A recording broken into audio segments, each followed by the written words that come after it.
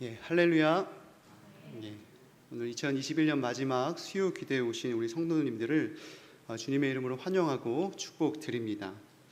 오늘은 2021년도 마지막 수요 기도회입니다.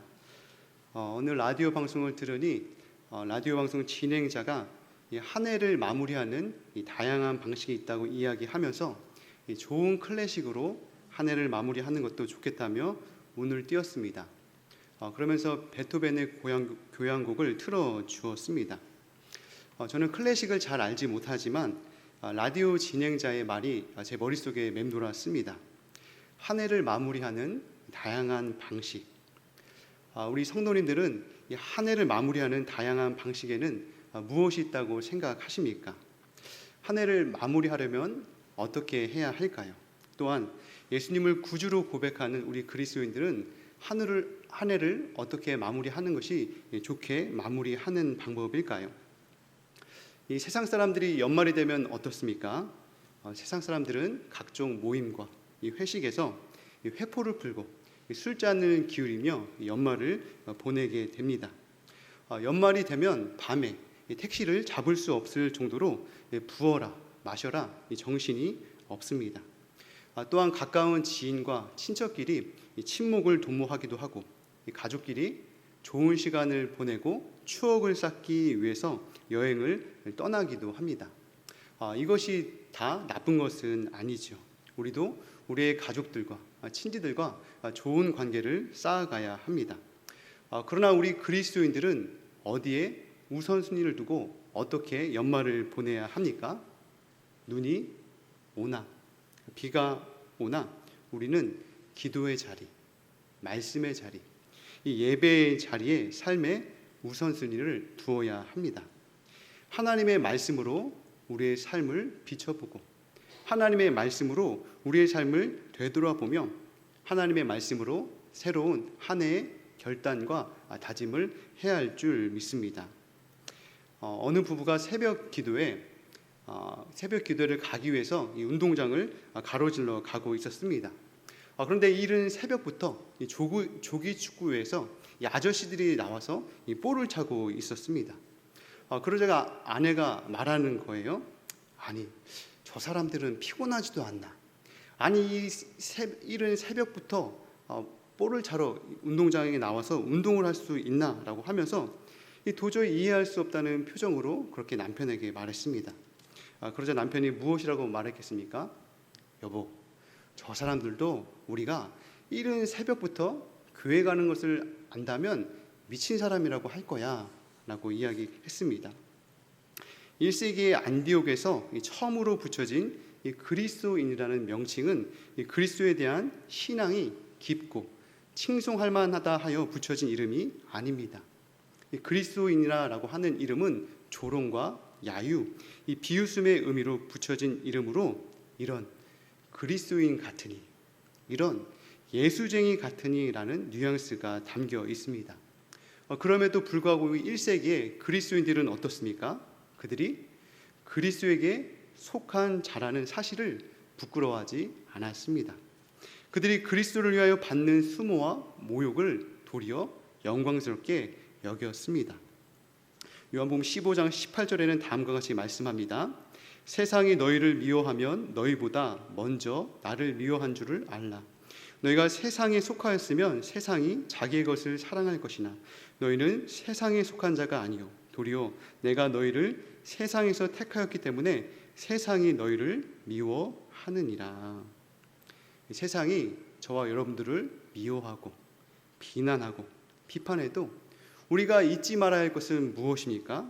그것은 우리 주님께서 우리보다 먼저 세상으로부터 침뱉음을 받고 고난을 받다 십자가에 못 박혀 죽으셨다라고 하는 사실입니다. 따라서 우리 그리스도인은 우리가 원하든 원하지 않든 우리는 이 세상에 속한 자가 아니요 하나님께 속한 자이기에 이 세상의 미움과 비판과 조롱에서 벗어날 수 없습니다.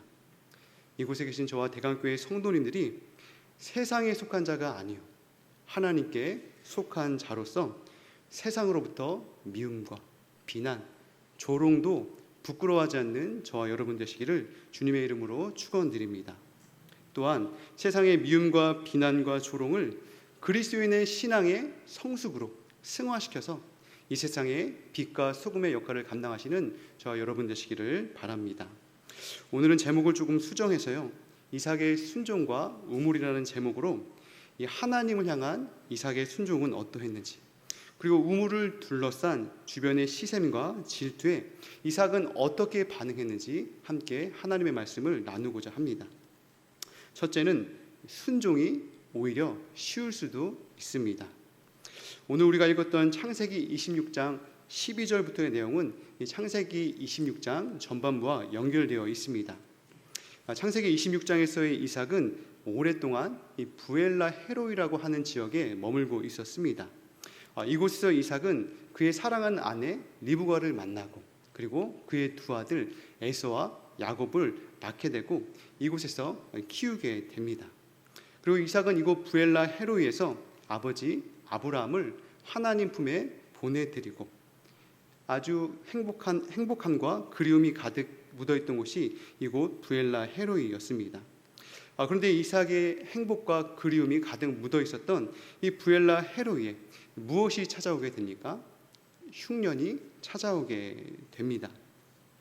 성경에서 가나안이라고 불리는 이 팔레스타인은 이 서쪽 경계인 이 지중해 해안지대나 약간의 고원지대를 빼고는 온통 사막이나 아열대 지역으로 형성되어 있습니다. 우리나라의 계절은 봄, 여름, 가을, 겨울 이 4계절로 이루어졌지만 이 팔레스타인은 햇빛이 강렬하고 무더운 여름 날씨이지만 비가 내리지 않는 건기와 늦가을처럼 서늘하지만 비가 오는 이 우기로 나누게 됩니다. 특히 건기 때는 해가 아침 일찍 뜨고 온도가 급격히 상승하여서 몇 줄 혹은 몇 달씩 비가 내리지 않는 지역도 있었다고 합니다. 또한 중국에서 불어닥치는 황사가 우리나라에도 영향을 주듯이 이 동쪽 아라비아로부터 불어오는 이 뜨겁고 건조한 동풍은 이곳 팔레스타인 지역을 더욱더 가뭄과 기근을 촉진시킨다고 합니다. 이삭은 그가 오랫동안 머물렀던 이 부엘라 헤로이에 흉년이 들므로 이 블레셋 왕 아비멜렉이 통치하고 있던 그랄로 가게 됩니다. 이 그랄은 이 팔레스타인의 이 남쪽에 위치한 곳으로 애굽으로 이어지는 대상로에 있었습니다. 또한 지중해 해안과도 멀지 않고 땅이 비옥해서 많은 사람들이 이곳 이 그랄에서 모여 살았다고 합니다. 그런데 이삭이 부엘라 헤로이에서 그랄에 가게 됐을 때 하나님께서는 이삭에게 무엇이라고 말씀합니까? 창세기 26장 2절, 여호와께서 이삭에게 나타나 이르시되 애굽으로 내려가지 말고 내가 내게 지시하는 땅에 거주하라. 이 땅에 거주하면 내가 너와 함께 있어 내게 복을 주어 내가 이 모든 땅을 너와 네 자손에게 주리라. 내가 내 아버지 아브라함에게 맹세한 것을 이루어 내 자손을 하늘의 별과 같이 번성하게 하며 이 모든 땅을 내 자손에게 주리니 내 자손으로 말미암아 천하 만민이 복을 받으리라. 하나님께서는 이 부엘라 헤로이에서 흉년을 피해 이 그랄로 내려간 이삭에게 애굽으로 내려가지 말고 내가 내게 지시하는 땅에 거주하라라고 말씀합니다. 아마도 이삭은 이 부엘라 헤로이에서 애굽으로 이어지는 이 대상로에 위치한 그랄을 거쳐 최종적으로는 애굽으로 가려는 계획을 가지고 있었던 것 같습니다. 그런데 하나님께서는 이 그랄을 거쳐 애굽으로 내려가려고 하는 이 계획을 가진 이삭에게 어디로 가라고 합니까? 애굽으로 내려가지 말고 내가 내게 지시한 땅으로 가라고 말씀하시죠. 이 애굽은 고대에서 폐쇄된 지형과 나일강으로 인한 비옥한 토지로 오랫동안 외세의 침입을 받지 않고 찬란한 문명과 세계의 패권을 짊어졌던 강대국이었습니다. 이집트를 가보신 분들도 아시겠지만 이 기자의 피라미드나 룩소르의 신전, 아스완의 아부신벨 신전 등은 이 당시의 애굽의 문명과 기술 그리고 왕들의 권세와 위엄이 어떠했는지를 감히 짐작할 수가 있습니다. 이 고대 세계에서 어떻게 그런 어마어마한 건축물을 쌓아 올리고 사람들을 동원했는지를 생각해 보면 그 당시에 이 왕들의 권세가 어떠했는지 감탄이 절로 나오게 됩니다. 그런데 이에 반해 이 그랄은 어떻습니까? 그랄은 이 선진화된 애굽에 비하면 아주 작고 약소한 후진국에 불과했습니다. 애굽의 찬란한 문화와 문명화된 그러한 편리함과 안정감에 비하면 이 그랄은 아주 보잘것이 없는 이 팔레스타인의 자연적 한계를 감내해야만 했습니다. 그런데 이삭이 어디에 머물게 됩니까? 6절에 보니까 이삭이 그랄에 머물게 됩니다. 이삭의 처음 계획은 그랄을 거쳐 애굽으로 가는 것이 그의 계획이었습니다. 기근과 가뭄을 피해, 흉년을 피해 보다 문명화된, 보다 선진화된 애굽을 가는 게 그의 목적지였습니다. 그런데 그의 계획이 그만 틀어지게 되었습니다. 그렇다면 왜 이삭은 문명화된, 선진화된 이 애굽으로 가지 않고 왜 가나안의 그랄에 머물렀을까요? 제가 본문을 묵상하면서 한번 이삭을 생각해 보았습니다. 이삭이 누구입니까? 이삭은 아브라함의 늦둥이 아들이었죠. 나이든 사라를 웃게 한다 하여 웃음이라고 하는 그런 이름을 가졌습니다. 그리고 이삭의 어린 시절은 어떻습니까? 이삭의 어린 시절은 아버지 아브라함에 의해서 어쩌면 평생에 잊지 못할 이 트라우마가 생길 뻔했지만 오히려 이삭은 순한 양처럼 예수님처럼 순종의 제사로 자신을 드렸던 순둥이였습니다. 그러면서 제 안에 들었던 생각은 어쩌면 이삭에게는 이것저것 계산하고 앞뒤 다 빼고 머리 굴리기보다 오히려 하나님께서 내가 내게 지시한 땅으로 가라라고 말씀했을 때 하나님 알겠습니다. 제가 하나님께서 말씀하신 곳으로 가겠습니다. 두말하지 않고 따르겠습니다 라고 하는 단순히 순종하는 게 오히려 이 이삭에게 더 쉬웠을 수도 있겠다라고 하는 생각이 들었습니다. 이 부자 엄마가 되는 방법 참 쉽죠라고 하는 그런 이야기가 있어서 제가 잠깐 나누어 보겠습니다. 부자 엄마가 되는 방법입니다. 첫째, 부자 할아버지, 부자 할머니를 만나는 것. 둘째, 부자 아빠나 부자 엄마를 만나는 것. 셋째, 부자 신랑을 만나는 것. 넷째, 아이의 이름을 부자라고 짓는 것. 이 이삭은 하나님께서 애굽으로 내려가지 말고 내가 지시한 땅에 거하라고 말씀하셨을 때 이것저것 계산하지 않고 앞뒤 따지지 않고 머리를 굴리기보다는 하나님의 말씀에 순종했습니다. 보다 문명화되고 보다 선진화된 어쩌면 자신의 삶을 보장해주고 책임져 줄 것 같은 풍요로운 애굽으로 향하지 않고 어디를 향했냐? 하나님을 향했다라고 하는 것입니다. 그리고 이것이 오히려 하나님을 향한 이삭의 단순한 순종, 이 순종의 길을 걷게 하는 쉬운 선택이 아니었나 생각이 듭니다. 우리가 잘 아는 선지자 요나가 있습니다. 어느 날 요나에게 하나님의 말씀이 임하게 됐지요. 하나님께서는 이 요나에게 이 니느웨의 죄악과 악독이 내게 상달되었으니 너는 일어나 니느웨로 와서 하나님의 심판의 메시지, 하나님의 회개의 메시지를 전하라 라고 말씀합니다. 그러나 요나는 어떻습니까? 하나님께서 니느웨에 가서 회개의 메시지를 전하라 라고 했는데 이 요나는 니느웨를 가지 않고 정반대인 다시스를 가게 됩니다. 요나는 북이스라엘을 위협하고 시시때때로 전쟁의 공포 속으로 몰고 오는 이 아수르를 향해 회개의 회자도 외치고 싶은 마음이 없었습니다. 그냥 아수르가 회개하기보다는 그냥 멸망하면 좋겠다라고 하는 것이 이런 요나의 속마음이었습니다. 그런데 하나님께서는 이 다시스로 도망가는 요나에게 어떻게 하시죠? 큰 바람과 큰 폭풍을 일으키시죠. 바다에 거칠은 이 흉용을 일으키십니다. 그리고 바다에 던져진 요나를 큰 물고기로 잠기게 한 다음 어둠에 잠기게 하십니다. 그리고 다 아시는 바와 같이 요나는 큰 물속에서 깊은 어두움 후에 자신의 부르심에 드디어 순종하게 됩니다. 때로는 하나님께 묻기도 하고 항변하며 야곱과 같은 하박국 선지자와 같이 씨름해야 할 때도 있습니다.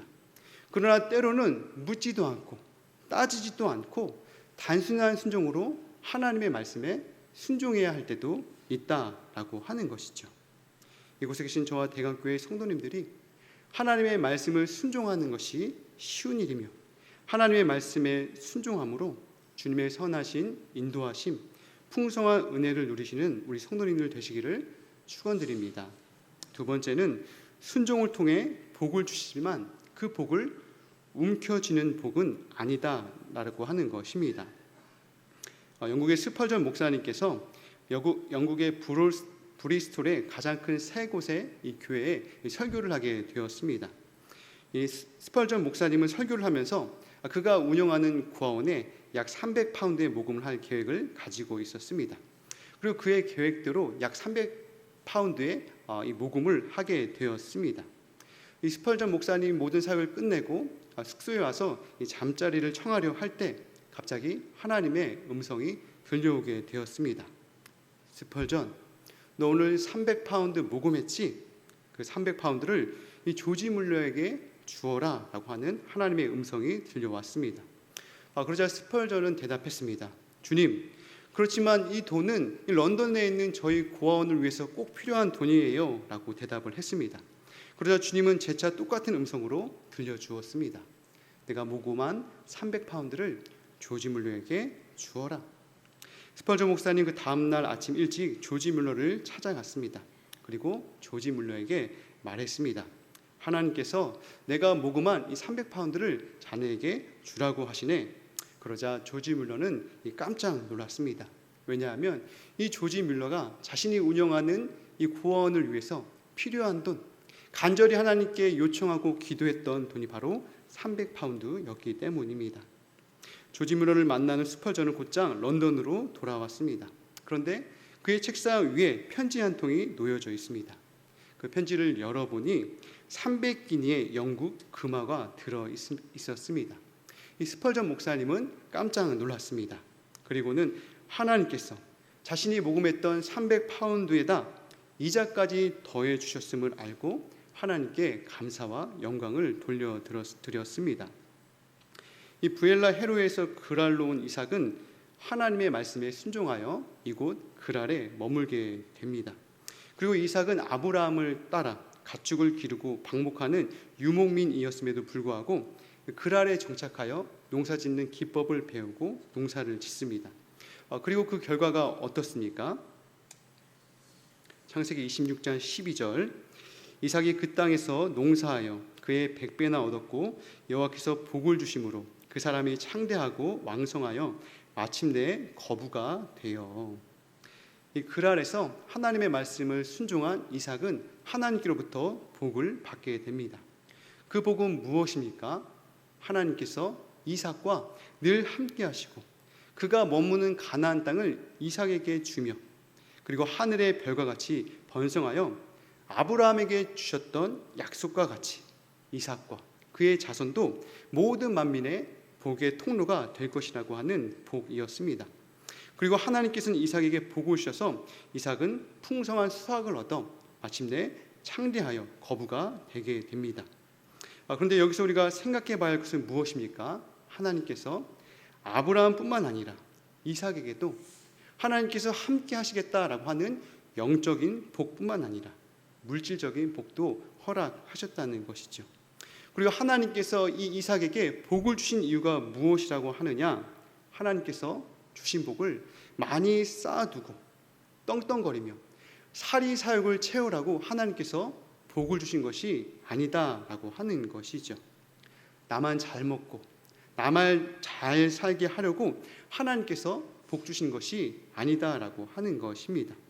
4절의 말씀 보니까 내 자손으로 말미암아 천하 만민이 복을 받으리라라고 하는 이 이삭과 이삭의 자손들을 통하여서 누가 복을 받는데요?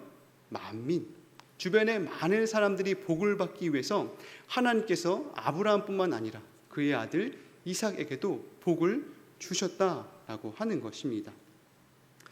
제가 오늘 점심 시간에 이제 스타렉스를 운전을 하고 밥을 먹으려고 이제 저희 남강 아파트 차를 이제 빼려고 하는데 저희 아파트 관리 사무실에 이런 문구가 붙여져 있습니다.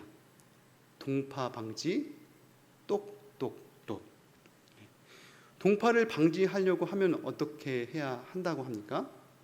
물을 틀어놔야 한다라고 하는 것이죠. 물을 똑똑똑 흐르게 해야 파이프가 얼지 않는다라고 하는 것이죠. 물을 흐르게 하지 않게 될 경우에는 그 파이프가 동파가 되고 얼어서 사용하지 못한다라고 하는 것입니다. 이것을 우리의 영적인 의미로 한번 적용해 보면 어떻습니까? 하나님께서 우리에게 주신 축복, 하나님께서 우리에게 주신 은혜, 하나님께서 그동안 우리의 삶을 지켜주시고 보호하여 주시고 공급해 주신 그 은혜들을 나만 다 껴안고 나만 다 안고 하면은 그 통로가 막혀 버리게 된다라고 하는 것이죠. 누군가는 그 하나님의 복들을 똑똑똑 흘려내보내야 그것이 더욱더 풍성하게 된다라고 하는 것입니다.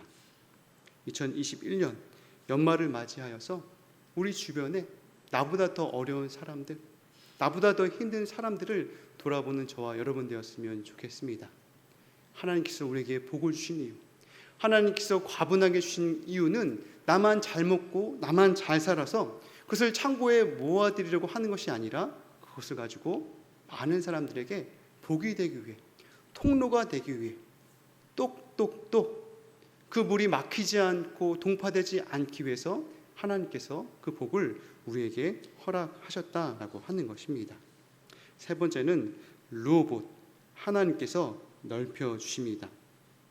하나님께서는 이삭에게 복을 주셔서 이삭은 그랄에서 풍성한 수확을 얻어 창대하여 거부가 됩니다. 그러자 블레셋 사람들이 어떻게 합니까? 창세기 26장 14절, 양과 소가 떼를 이루고 종이 심이 많으므로 블레셋 사람이 그를 시기하여 그 아버지 아브라함 때에 그 아버지의 종들이 판 모든 우물을 막고 흙으로 메웠더라.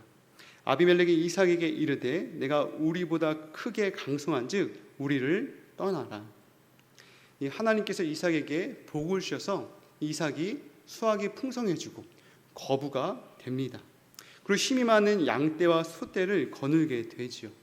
그런데 어떠한 일이 벌어지게 됩니까?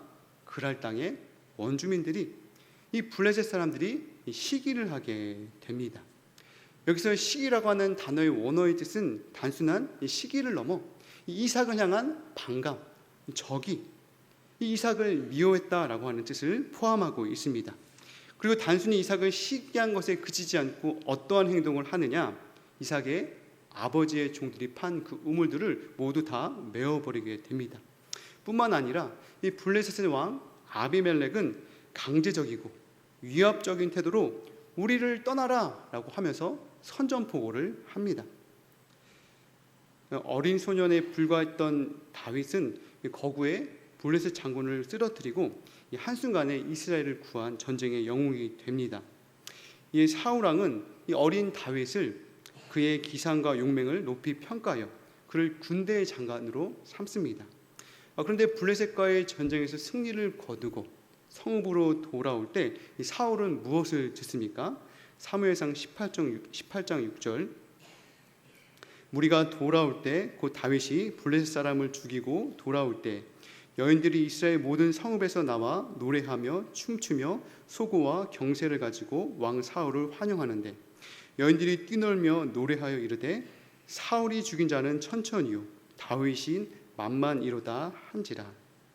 이 블레셋과의 전쟁에서 승리의 계가를 부르며 개선 행진을 하게 되는데 그때 많은 여인들이 사울이 죽인 자는 천천히요 다윗이 죽인 자는 만만이로다라고 하면서 사울 자신이 아닌 다윗의 공을, 다윗의 치적을 더 높이 칭송하는 이 민심의 소리를 듣게 됩니다.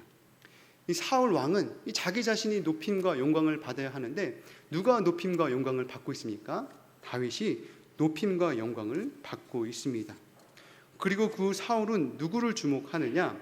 9절에 보니까 그날 후로 사울이 다윗을 주목했다라고 기록하고 있습니다. 여기서 주목한다라고 하는 뜻은 사울이 다윗을 단순히 바라보는 것이 아닙니다. 그 전까지는 아무런 의미 없이 다윗을 바라보았지만 이 후에는 이 사울이 다윗의 행동 하나하나를 관찰하고 분석했다라고 하는 뜻을 가지고 있습니다. 아마도 사울은 굉장히 자존심이 상하고 분노에 차서 다윗을 꼭 제거해 버리겠다라고 하는 복수심에 불탔을지도 모릅니다. 그리고 사울은 다윗을 어떻게 합니까? 사울은 다윗을 죽이기 위해 창을 던지고 음모를 꾸미고 수백 수천 명을 동원하여서 그의 남은 여생을 다윗을 쫓고 다윗을 죽이기 위하여 사력을 다합니다. 그런데 사울은 어떻게 되느냐? 안타깝게도 다윗을 죽이기는커녕 블레셋과의 전투에서 이 길보아 전투에서 그만 전사하고 맙니다. 영화 중에 아메데우스라고 하는 영화가 있습니다. 이 천재적인 음악가 이 모차르트와 그를 시기한 이 살리에리를 이 주연으로 한 영화인데요. 영화 속 주인공인 안토니오 살리에리는 이 모차르트와 동시대에 활동한 음악가였습니다. 그러나 천재적인 재능을 가진 이 모차르트와는 달리 이 살리에리는 재능보다 피나는 노력으로 정상급 음악가의 반열에 올랐던 사람이었습니다. 당대에는 모차르트보다 더 세상적인 명예를 얻었지만 그는 늘 모차르트의 재능을 시기하고 질투했습니다. 그래서 그는 모차르트를 정신적인 궁지에 몰아넣어 결국에는 모차르트를 죽이게 합니다. 그렇다면 이 모차르트를 죽음에 이르게 한 살리에리의 삶은 행복했을까요? 살리에리는 모차르트를 죽였다는 후회와 자책, 자괴감에 빠져 결국에는 죽음의 그늘 속에 헤매다가 결국에는 괴로워하다 생을 마감하게 됩니다. 이 영화에서 유래된 심리학 용어가 이 살리에르 증후군이라고 하는 용어입니다. 주변의 모차르트와 같은 아주 뛰어난 인물 때문에 느끼는 열등감, 시기, 질투심 등의 증상을 나타낼 때 이 살리에르 증후군이라고 하는 표현을 씁니다. 블레셋 사람들의 시기와 반감, 그리고 블레셋 왕 아비멜렉이 우리를 떠나라라고 선전포고 했을 때 이삭은 어떻게 합니까? 창세기 26장 17절, 이삭이 그곳을 떠나 그랄 골짜기에 장막을 치고 거기 거류하며. 이삭은 블레셋 사람들의 반감, 적의, 그리고 블레셋 왕 아비멜렉이 우리를 떠나라라고 선전포고를 했을 때 맞서 싸우지 않았습니다. 아버지 아브라함처럼 집에서 길리고 훈련된 318명의 사람들, 이런 사병들을 고용하여서 전쟁에 나가지 않았습니다. 다만 그곳을 떠나 그랄 골짜기로 옮겼습니다. 그리고 이삭은 이곳에서도 아버지 아브라함 때 팠던 우물을 다시 팝니다. 그랬더니 뭐가 나와요? 다시 물이 솟아오르기 시작했습니다. 그런데 그때도 그랄 목자들이 또 나타나 이 이삭 목자와 다툼이 생기게 됩니다. 그래서 이삭은 이곳 이름을 에색, 다툼이라는 이름을 짓게 되죠. 이삭은 또 어떻게 합니까? 또 다른 우물을 팠더니 이삭은 또 다른 우물로 이동해서 다른 우물을 파게 됩니다. 그때 또다시 그랄 목자들이 쫓아와서 시비가 붙고 다툼이 생기게 되죠. 그래서 이곳 이름을 신나, 대적함이다라고 하는 이름을 짓습니다. 그래서 이삭은 또 어떻게 하느냐? 이삭은 또 22절에 보니까 거기서 옮겨 다른 우물을 팠더니, 이삭은 거기서 옮겨서 다른 우물을 파게 되죠. 그제서야 그랄 목자들이 찾아오지 않고 그들의 일행을 쫓아오지 않았습니다. 그리고 이삭은 무엇이라고 고백합니까? 르호봇, 하나님께서 넓히셨다. 하나님께서 피하고 싸우지 않고 양보하고 도망쳐 나왔는데 오히려 르호봇, 더 넓게 하셨다라고 하는 것이죠. 로마서 12장 21절은 무엇이라고 말하느냐? 악에게 지지 말고 선으로 악을 이기라. 우리는 우리 주변에 많은 사람들, 나를 자극하고 때로는 공격하는 많은 사람들이 있을 때가 있습니다. 우리 때로는 머리채를 잡고 싸울 수도 있지만 우리는 어떻게 해야 하느냐? 오늘 본문의 말씀처럼 이삭이 그랄 목자들과 다퉜을 때 또 다른 우물을 파고, 또 찾아와 시비를 걸었을 때도 또 다른 우물을 파고, 찾아와 또 시비를 걸었을 때 또 다른 우물을 판 것처럼 그렇게 선으로 악을 이겨야 한다라고 하는 것이죠. 에색 신나라고 하는 굉장히 머리 아프고 피곤한 그런 과정이 있지만, 그런 과정도 있을 수 있지만 결국에는 하나님께서 르호봇, 오히려 그들의 우물들을 더 크고 넓게 그들의 지경을 넓히신다라고 하는 것이죠. 그래서 우리는 이 세상에서 악에게 지지 말고 악을 악으로 갚지 말고 악을 선으로 이겨내야 한다라고 하는 것입니다. 오늘 말씀을 마치도록 하겠습니다. 오늘 이삭의 순종을 통하여서 오히려 순종이 어렵고 힘들고 괴로운 것이기보다 오히려 가볍고 쉬운 것일 수 있습니다. 하나님께서 우리에게 복을 주시지만 그 복은 우리가 움켜쥐는 복이 아니라 오히려 똑똑똑 나눠주는 그런 흐르는 복, 많은 사람의 복의 통로가 되어야 합니다. 셋째는 르호봇. 세상 사람들과 똑같이 싸우고 욕하고 똑같이 비방하기보다 피하고 양보하다 보면 누가 우리를 크게 하고 누가 우리를 성장시키느냐? 하나님께서 우리를 르호봇, 더 넓게 하고 성장시켜 준다라고 하는 것입니다. 2021년도를 마무리하는 저와 여러분들이 우리의 삶이 더욱더 주님을 향한 순종으로, 단순함으로, 오히려 주님 앞에 믿음으로 살아감을 통하여서, 말씀의 순종함을 통하여서 악을 악으로 갚지 말고 악을 선으로, 그래서 우리의 지형이 르호봇, 더 넓어지는 저와 여러분 되시기를 주님의 이름으로 축원드립니다. 제가 기도하도록 하겠습니다. 하나님 아버지, 감사합니다. 우리가 살아가는 이 시대는 경쟁 시대로 보이지 않는 많은 암투가 있고 치열한 경쟁, 밟고 밟히는 비난과 비판, 조롱과 조소가 난무하는 시대를 살아가고 있습니다. 하나님, 우리가 똑같이 이 세상에서 대항하며 살아갈 것이 아니라 오히려 선으로 악을 이기고 오히려 주님의 말씀에 순종하여서 늘 주님 앞에서 더욱더 넓어지고 더욱더 하나님을 닮아가는 우리 모두가 되어질 수 있도록 은혜 베풀어 주옵소서. 모든 것 감사드리며 예수님의 이름으로 기도드립니다. 아멘.